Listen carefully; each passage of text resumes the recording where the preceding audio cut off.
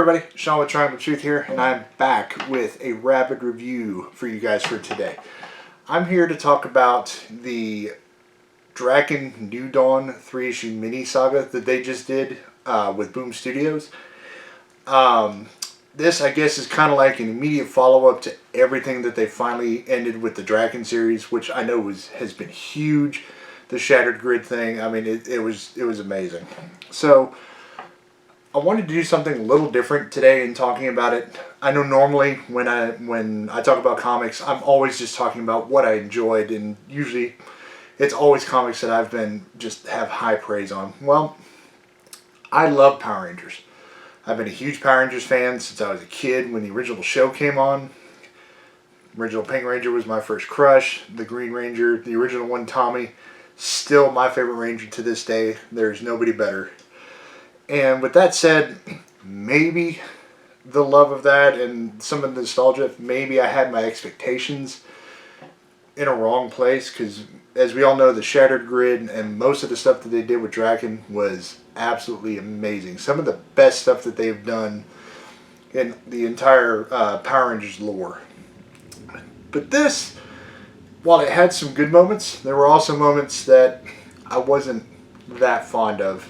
And maybe that was because I had my expectations set a little too high. But, you know, as I talk about them, maybe you guys can judge for yourself if you've read this. Of course, let me know in the comments. So, with that said, let me go with some of the pros and cons. So, the first one is a pro.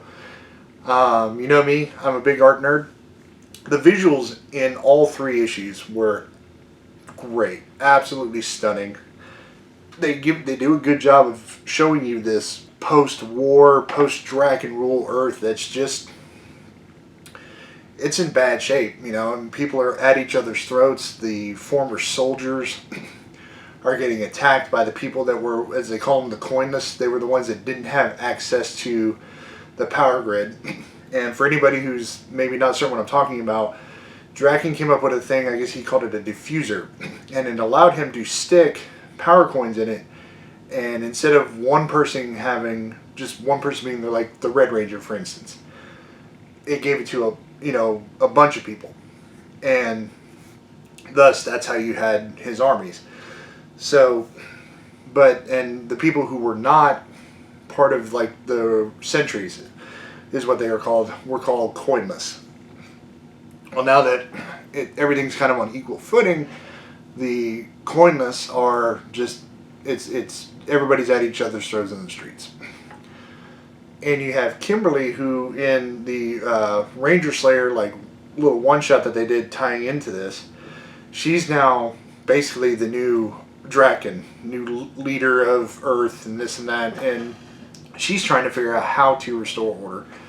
That's how this whole thing starts. And you know, basically it comes down to, they learn that Drakkon had a prison, and she figures, okay, here's a good way to make amends with everybody. Let me just go free all the prisoners from here. So of course they do this, and in doing this she makes a discovery. It's somebody in, it looks like some screwed up zombie, you know, Power Rangers type suit. They don't know who they are. They're really just kind of out of it. Not necessarily amnesia, but they're very battle worn and weakened, obviously from torture, years of torture from Drakkon. And she frees this person and brings them back to her headquarters. And she starts to question him. And you learn about the history behind his torture. And you kind of allude to, it's a former Ranger. And lo and behold, when she finally gets the helmet or the mask off of him, it's Jason. You know, and for a long time we thought Jason was dead and gone. But here he is, still alive. He was tortured for all that time by Drakkon. And understandably, he is scarred tremendously. His views are very, I wouldn't say, well, they lean more towards anti-hero than they do hero. But it's kind of to be expected with the bitterness and the scarring that he's got mentally and physically from all those years. So But unfortunately, he reveals that in freeing him from the prison, this has sent a signal into deep space. And you eventually find out that it is to a being called Dark Spectre, who is, I guess, even for Drakkon, this dude is like a bad mamma jamma. And what they do is he sends his little scout, he calls her Electa, if I recall the name correctly, to scout. And basically what she does is supposedly she never loses. She comes, scouts, basically weakens the defenses, and then calls Dark Spectre, and boom, whole world's enslaved. That's basically how it works. So, of course, they find this out, and they're trying to figure out how to prepare for this. So this leads to another one of my pros for this one is Scorpina. Scorpina, for lack of, at least in a lot of the stuff I've read, has been a very underused character, or underused is a good way to put it.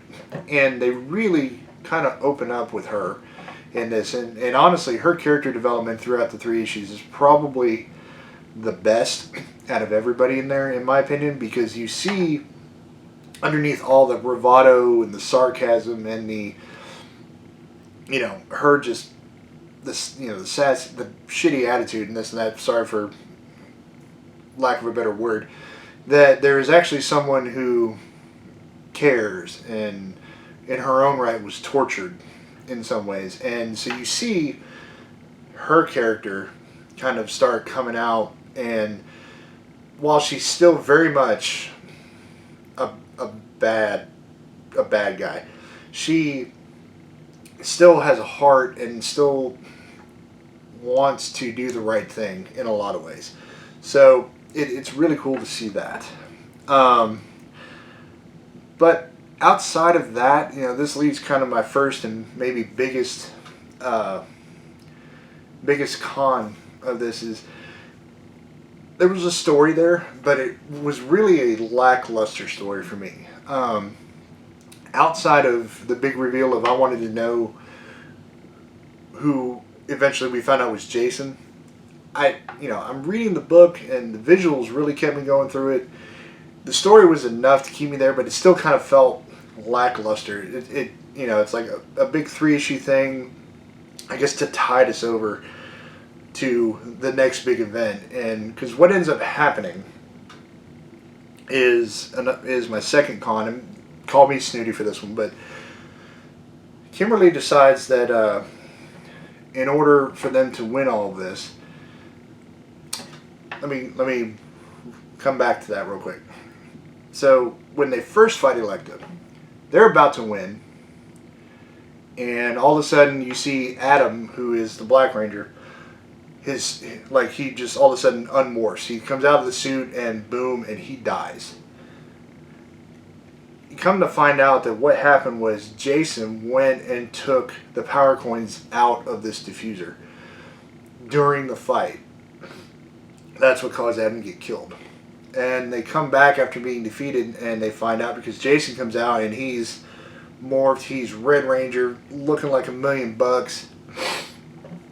And of course, they're all pissed off at him because what he did got Adam killed. And they're debating through this whole thing. And it's between like what he thinks, and this is where like his old, him being a ranger, or the rangers that he knew, he's trying to hold on to that. He thinks it should just be 6 teenagers with attitudes. They have the power. Because when you disperse their power coins amongst the more and more people, the weaker the individual peoples become. They're not as strong. And of course that was done on purpose by Drakkon so that no one person could actually overthrow him. Jason obviously being the one he was scared of the most, because as anybody who might know Power Rangers lore, the Red Ranger is right there pretty close with the Green and White Rangers in terms of power. So, and Jason, of course, in his own right was every bit as great a fighter as Tommy. I will never take that away from anyone, or him ever. Jason is one of the greatest, just like Tommy was. So, the debate ends with Kimberly deciding that everybody on Earth to beat this person needs to get the power. And I get it. It's a way of unifying everybody, and I got that part of the story, and I thought that was cool. But at the same time, it doesn't make it a Power Ranger story to me. It doesn't make it the heroes. Although you could easily look at it as they made a hero's decision by separating their power like they did. And while they were able to defeat Elektra, what this did was it overloaded the diffuser and the coins were destroyed. So there's no power coins. And that left me feeling a little deflated.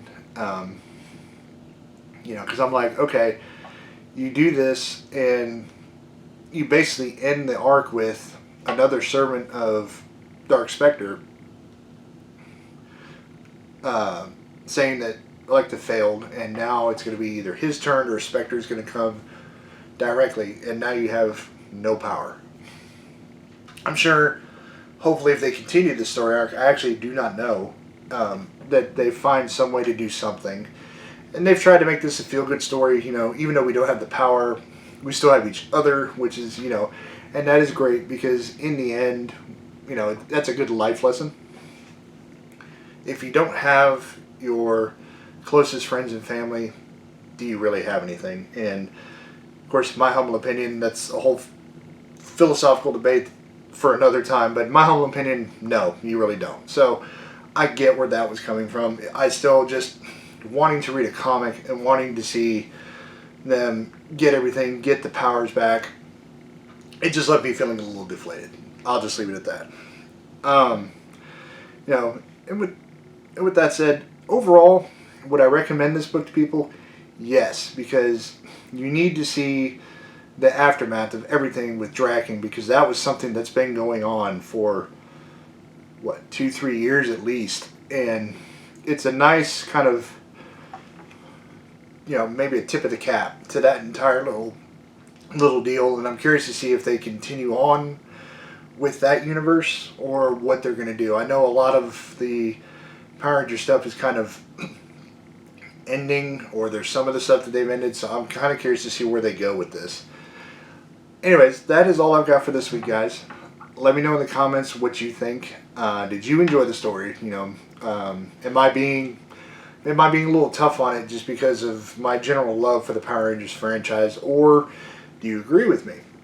Let me know in the comments. I'm very anxious to hear them. Also, I kind of jumped on the Power Rangers thing in the Drakkon deal. I haven't got to read a lot of the stuff for it. So if there are other Power Ranger stories from before, recommend them to me in the comments, because I want to know what issues, what trades I need to start going to buy.